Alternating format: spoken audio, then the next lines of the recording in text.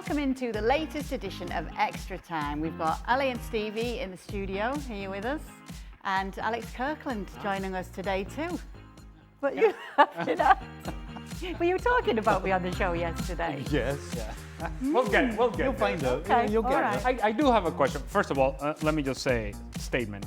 Disappointed that Alex Kirkland did not carry on with his stash. He had a stash going on for the summer. It's gone. Stash. And then It's gone. it's disappointing. It was pre-season, I told you, Ali. Yeah, We're no, getting well, serious you now. know, you've let the team down. What- the what- team was flying high, you've let the team I down. think somebody close to home told him to get rid of Yeah, it. yes, man, potentially. Potentially. somebody. What's on your T-shirt, Alex? Oh, it's a band. It's a band called The Hold Steady, but you can't really see it because it's there we go. Oh, the Hold Steady. Steady, That's what you should. That's what you should have done with the stash. Never Hold heard steady. Okay, first question. Que te quites el bigote, te dije ya. What? Real Madrid clearly need further strengthening at the back. What's the chances of Florentino actually spending cash, or is he holding out for more freebies next year?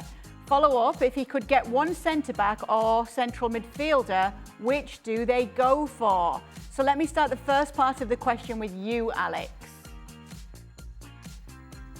I think, look, in terms of the back, I think midfield's the one, not defence. I think the defence now is okay. Midfield is the thing that worries me because I think arguably last season midfield was a bigger problem than defence, and they've chosen not to sign a midfielder. They think that with Tchouaméni and Camavinga and the Bios in there and whoever else, they think they can make it work. I'm not sure if that's the case. I think they're done in terms of spending. I think anyone else is coming in, as the question references, that they like waiting and bringing in top players on a free transfer rather than spending big in transfer fees. I don't think anyone else is coming in. CB or CM? Ali Moreno. What's that? Centre-back or central midfielder? If you had the choice of one for Real Madrid. No, I think they should go for a central midfielder.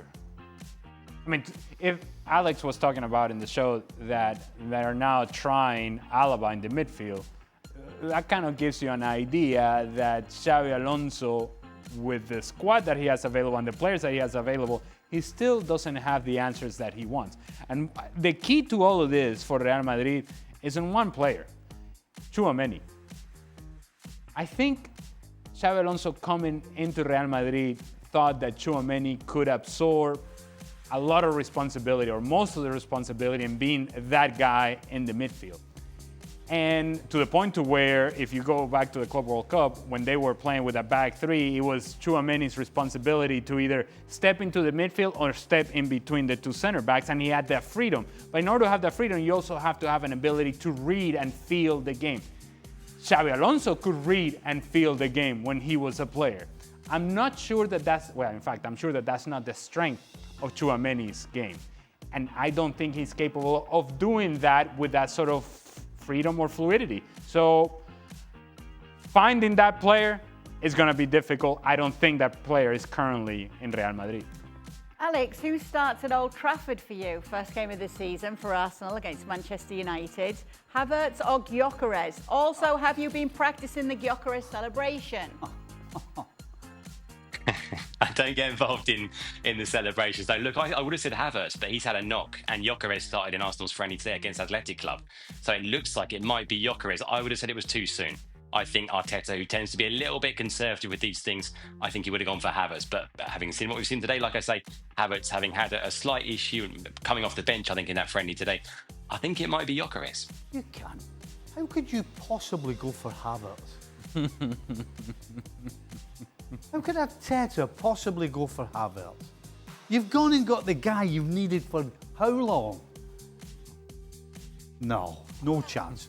If Havertz was 100% fit, you play Gyökeres. You can't bring this guy in and not play him. Arteta would be drawn and quartered. Of course Gyökeres is playing, 100%. And if he doesn't, I'll tell you what, Arteta's going to feel the heat. Is Gyökeres, is that name going to give you trouble? It sounds like it. I've got Gyökeres, Gyökeres. We'll find out. Okay, Craig's inner piece is in again. I don't think it's that peaceful today. Okay. Start, bench or drop and sell. these 4 managers, in terms of who everyone thinks will get the sack this season, start being who is least likely to get the sack. So Ruben Amorim, Xabi Alonso, Erik ten Hag, or Igor Tudor at Juve. Who's least likely to... Yeah, so who's least likely is the person that you start. Tudor is least likely, isn't he? to get sacked? Yeah. Well, I don't think Xabi Alonso is going anywhere this season. Right. Yeah, I agree with that, but I think Tudor's... There's no possible chance. Oh, man. Erik ten Hag at Leverkusen is going to be something else. Yeah. It is, isn't it? Between Ten Hag and Amorim, isn't it? You have to imagine that if you've gone all in with Ruben Amorim and you're making decisions based upon being all in with him. If they're as bad come Christmas, he's got to go. Yeah, well, I'm not arguing with you. He was on about, all season he was on about not being able to train, not having time with his players. Well, he's got all the time in the world now with his players. So he can't pull that out. Right. So he's got nothing left in the bank. Well, what he has, I don't know that he himself has it left in the bank, but what I think he can argue is that if they're mid-table, that's an incredible step forward from what they were last season. If they're somewhere hovering around Europe, that's an improvement from last season. I'm not making a case for Amorim. I'm just merely saying. So if we just get rid of the sell and you can put Tudor and Xabi Alonso as your start, who are you going to bench and drop between Ten Hag and Amorim? Ten Hag and then Amorim. All right. So who's more likely then? Amorim. Okay. If United could only sign one player, Baleba or Donnarumma, who should it be? Both obviously linked with Manchester Baleba. United. Baleba's a beast. He's still only a kid. He's still only 20. And the upside is huge. As I said, he's already a beast. So I think this is easy. Baleba. With Atleti spending close to 200 million euros this summer, Ale, is there pressure on him to deliver some silverware this season? Well, yes, because you can only play the card that you're the little engine that could for so long. Yeah, you can only. You've done that for a long time. I know. But you can only sort of play that card of, oh, everything goes Barcelona's and Real Madrid's way, and everything. They get every break and they get every decision, and it's us against the world. But if you're spending this amount of money, which I don't blame Atletico Madrid for doing it. In fact, it's been time for Diego Simeone and Atletico Madrid to go and get what they think is theirs. And they were close last season. They were leading La Liga at one point. They had won a bunch of games in a row. It felt like momentum was with them, and then the games that matter, they were not able to pull it together. And dropped too many points to lower end opposition. You put that together, it ends up becoming a disappointing year for you. I don't think a disappointing year for Atletico Madrid should be accepted anymore. We can no longer hide under the very comfortable quilt, the cover that is Diego Simeone, and here we go, with a knife in between your teeth, and we're gonna fight against the world. Yeah, do all of that, but you have enough quality to where you should be winning the games that truly matter. And the games that truly matter are Real Madrid, Barcelona, when you're right smack in the middle of the mix. What's the feeling in Madrid, Alex?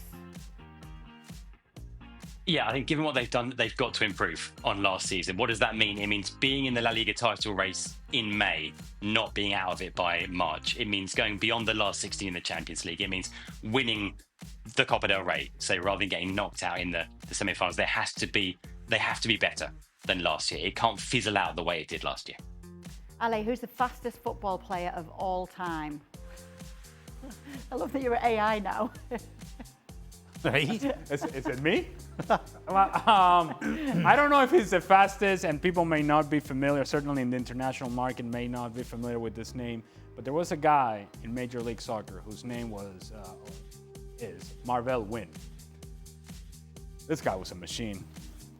But you remember? I remember his feet. And this guy, you could feel him coming from a distance, And he was built like a brick house. He was fast. I don't know if he's the fastest of all time, but man, he could move. He was an impressive physical specimen. I tell you who it's not. My mate at Dortmund. Niklas Sula. Sula. I sat here a couple of years ago and Gab was trying to tell me that he's been clocked as the fastest defender or the fastest player in the Bundesliga. I'm like, what? Well, the thing is that when he gets to top speed, it takes him a while to get to top speed. Yeah, but once he's there, Stevie. Oh, my goodness. He builds momentum. It takes him a while to build momentum. Tugboat. Are there any fast? It doesn't have to be the fastest player for you, Alex. But are there any that stood out to you that you've seen? It's a very good question. I mean, you go right the way back. I was thinking about, think about a young Michael Owen when he came through at Liverpool, was incredibly quick. Someone like Theo Walcott at Arsenal, very, very, very quick. Here in La Liga, I mean, right now, Mbappe is obviously very, very fast. You've got someone like Iñaki Williams, very, very quick at Atletico. Barca are speedy in numerous. I think Balde's very, very quick at Barca. I'm not sure who's clocked the fastest time in La Liga last season. I'd have to go and check. I will throw a name that obviously people will know and may not think of him as the fastest per se in running from here to there. But with the ball at his feet, he seemed to be moving faster than he did otherwise, and that was Brazilian Ronaldo. To see it on TV is one thing. I got a real good look at him comfortably sitting on the bench for Venezuela. And this man, who is also built like a brick house, just running by people like they weren't even there. Now, and I've had the opportunity to do the same with Messi and Neymar. It wasn't nearly as impressive as seeing Ronaldo run with the ball. Maybe it's because of his size, and I don't know that people actually understand how big he was or how tall he was. And he was just running and people bouncing off of him, and you're thinking, we can't stop this guy. And mind you, if Venezuela fans are expecting that I'm gonna do that, it's not happening. You know, defenders hate pace. We hate playing against anybody with genuine pace. But even more, you're more scared of a guy with pace and brains. Because there's been loads of guys who can run, but fortunately, most of them, the majority of them, don't have the brains to go along with it. Well, part of it, Steve, is because they haven't had to use their brains to play the game. Yep. Because they're just running by people, Right. and so they haven't had the need to learn. Cultivated the brain. Yes, they have no feeling for the nuances of the game. Ronaldo never had that problem. Oh no, I was very much in I touch. had a problem, to be fair. I was very much in touch with the nuances of the game. Okay, I had to learn other ways. I know. Oh, speaking of Venezuela, Oh, here we go. Ale and Alex, who's Okay. married to a Venezuelan. Okay. Start, bench, or sell arepas, ayacas, or pabellon. I'll have Alex go first. See where he is. Yes, he's- know this. Now, this is one I have to think about very, very carefully. 'Cause if I say the wrong thing and my wife happens to see this, I could be in serious trouble. So first, I should say all three are incredible contributions to, global gastronomy. Just Happy wife, fantastic. happy Just life. the best Yeah. of the very, very best. But I would say ayacas are a dish you have at Christmas, kind of like a tamal. Not a massive fan of ayacas at Christmas. I don't know about you, Ali. Right, hold on. You said that all three were massive contributors. No, he's just not a massive fan of them at Christmas. I thought No, I thought because they were players. I was like, what's he talking about? I thought they were players. they're very, very fast. Very fast. I have no idea. Very fast. Very smart player. I'm assuming it's food. Yes. Right. I thought they were players. Oops. I'm not a fan of that at They're Christmas. outstanding players, and he only plays at Christmas. Only players. Yes. Oh, Some man. contract he's got. Right, they're not playing. Well, so, I'm just see, thinking but something. ayacas are only served in Christmas. What is it? Well, Alex just described it kind of like a tamal. Has a different feeling than tamal, but it's in the family of that. But it's only served as Christmas and doesn't play on Christmas, apparently. Or only plays on Christmas. I would say, well, no, you do the ranking, Alex, and then Go I'll... on, Alex. I'd say Pavillon number 1, Arepas number 2, Ayacas number 3 for me. Okay. So Ayacas, I agree. We're gonna drop or sell. What is it? I just told you. It's a No, he tamale. said it. Hayacas is a tamale. Yeah. So what is an arepas? An arepa. Arepas. Arepa. It's cornmeal dough, and it's like a fat pita pocket. Yeah. Kind of. And then you put fillings in it. You can do minced meat inside of it. You can do a ham and cheese. You can do whatever you want. So that's definitely better than the Okay, so Ayacas. Ayacas. I would say Ayacas. It's only plays in Christmas. What a player that is. So I'm gonna sell Ayacas, and now it becomes Pabellon Arepas. Arepas I usually would have every day and with every meal, but arepas are also part of Pabellon. And so you take the Pabellon first, arepa second, Ayacas third. So what's a pabellon? Pabellon is shredded beef, black beans, sweet plantains, arepas. That's a Venezuelan dish, sort of the main dish. It's like a strike partnership. You learn something every day. Yeah. Yeah, yes. Oh, And arepas plays through Christmas and onto the new year as well. Yeah. Yes. Very reliable. Right, now Arepas is an everyday player. Yeah. Pabellon, it's a difference maker. a luxury player. Yeah, but has talent, a lot of Ayacas talent. just turns And up, Ayacas yeah, just shows up in Christmas. All right. Good stuff, guys. Okay, if Stevie had to choose either sausage or bacon for breakfast, these are both foods, by the way, which would it be? Sausage. A good link sausage. Okay. Yeah. Proper bacon's pretty close. But no, it would be the sausage. Okay. Big time. Yep. Okay. This is how I know you guys were talking about me on yesterday's Extra Time, which I haven't seen yet. Okay, all right. Andrea thanks says- for supporting the show. For Kay, start, bench, or drop these Black Eyed Peas songs, my humps. Where is the love? Or I got a feeling. I believe Two Little Birds, Stevie and Ale, said yesterday something about the group in regards to you. Yeah. What did you say? Well, it wasn't. We didn't really talk about the group. We mentioned the song that a certain person at this table, the only song that wasn't allowed to be played at their wedding was that song. Yep. Why? I just don't like that song. It's annoying and it sounds like, do you remember when you used to make songs up on your keyboard at home to like give your family a concert with your like sister and your cousins? It just sounds like that to me. I don't remember that. No, I don't remember that either, no. I don't remember doing that at all. You would mean to do that. No, I like to do that. I like to You like entertain to it. do But it just, I just don't think it's a good song, and it's very annoying, and I did not want that on one of the most important days of my life. Or the most Well, important. the most day. important. Well, I've had 2 babies after that. So. Well, but, things would not have happened had, Yeah. just saying. So, however, I did go and see the Black Eyed Peas in London, and they were fabulous. Oh, And did you go to the so- toilet when they were singing that song? They hadn't sang that song by then. So I will go with Where is the Love, followed by My Humps, and I will absolutely drop, as I did on my wedding day, Yeah. I Got a Feeling. You're consistent. Yeah. So Okay. you didn't have a feeling that night was going to be a good night? No, well, it was a great night. I mean, it did rain all day. It was a great night, though. Earth, Wind and Fire, however, must play. There was a must playlist. That was Okay. wrong. The not playlist was just one, and it was that song. So there we go. Okay? Oh, we know. Thank you so much for sending in your questions, everybody. And yes, thanks for the Venezuelan food questions, because that gave us quite a chuckle today. We'll be back tomorrow to do it all over again.